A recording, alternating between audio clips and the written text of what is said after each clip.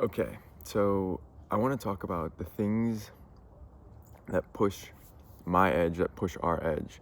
And what I mean by that is it's doing the things that make us a little bit uncomfortable, that we have a little bit of like a queasy feeling in our stomach, um, because it would force us to expand ourselves of what we've already done or what we're comfortable with.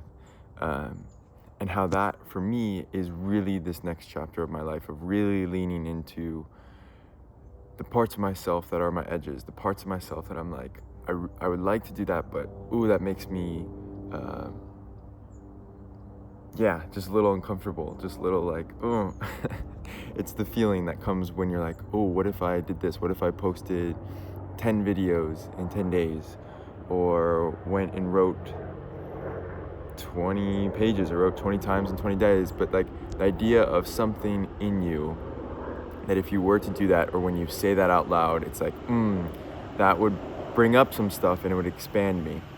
And the reason why this is such an emphasis for me, especially in this next chapter of my life, like kind of going into shedding a new leaf in a way, is I was just in a retreat for 3.5 days doing exactly that.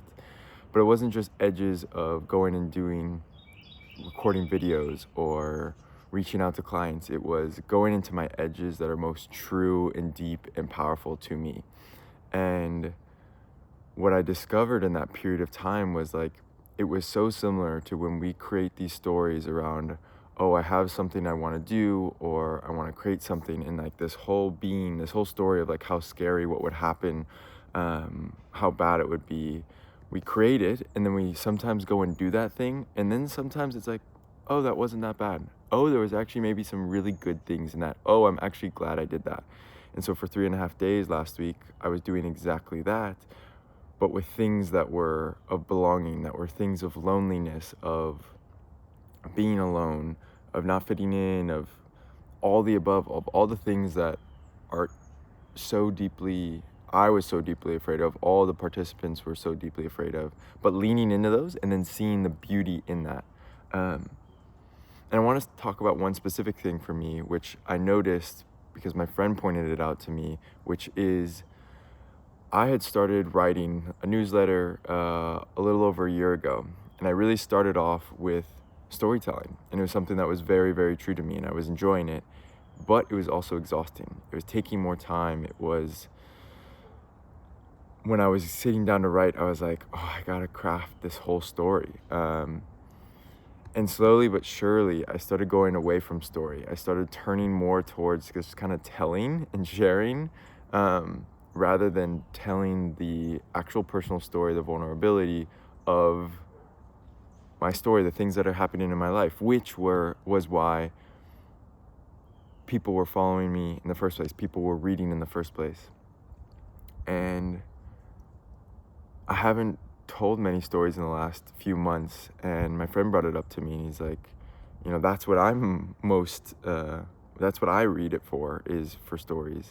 And I thought for a second, I was like, why have I not been doing stories? And I realized it's because storytelling is one of my own edges. It's something that's it is a bit more time consuming, but it's more powerful. It's more true. It like forces me to be more vulnerable, to share more of myself.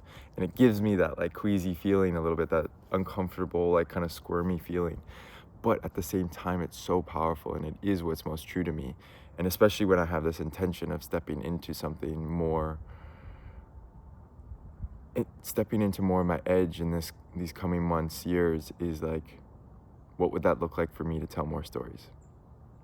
And hence, that is my intention with a lot of my writing going forward, my newsletter, my daily writings, this in the video series, just in my day-to-day. I told a story last night that was very powerful, that just kind of came through me, but I was able to be reflected that it's like, that was the most powerful thing, and of a lot of different things I had said. And it just is a continued validation of, okay, here's something that I'm being reflected back that is my edge, and it makes me a little uncomfortable, but how can I lean into it as a way of expanding my own self?